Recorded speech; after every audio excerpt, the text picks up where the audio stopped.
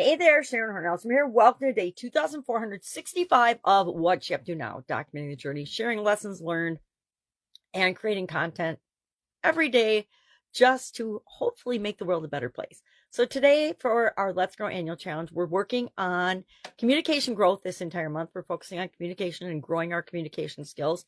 And we're going through our growing process. We came up with a process in January that we've used every month to apply to a different area of the life framework. I've got a 9-part life framework that I've used 9 since 2021. But prior to that, I used the same 7-part life framework from the late 1980s on. I learned it from Tony Robbins and Jim Rohn early on.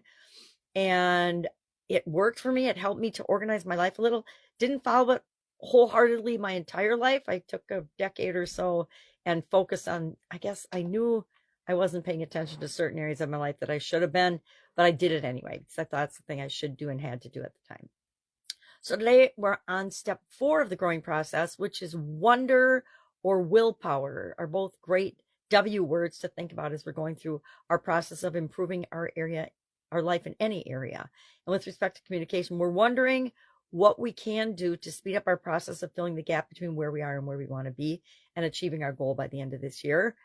And how are we going to stick to it? How are we, when we hit an obstacle or roadblock, what willpower or tactic or strategy are we going to apply to make sure that we don't quit, that we don't give up?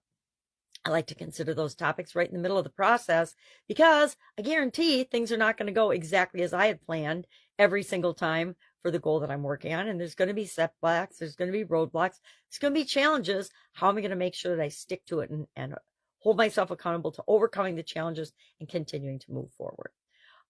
For Supersize Your Business today, we're talking about, and I've done 75 days in a row of fundamental supersizing business strategies, shared 75 different strategies that I use, that businesses I work with use, not all simultaneously, some all simultaneously when they're built into our operating systems and the way we do business and our habits.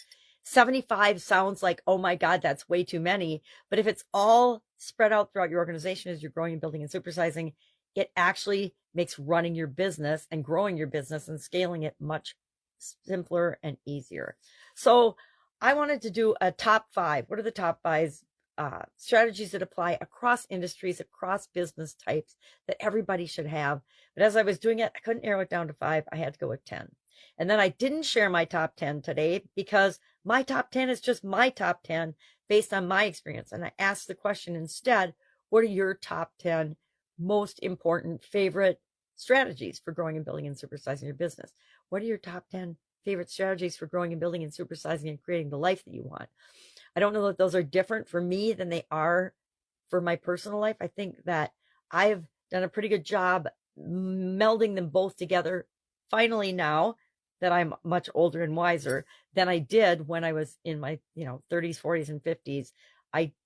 My 50s, I was a different story, but my 30s and 40s especially, I was not in alignment with myself and who I truly am. And now I like to believe that I am. All right, that's it. That's all I've got today. If I can help you in any way, ask. Let's have an absolutely fantastic, fabulous day. It's a fun time of year.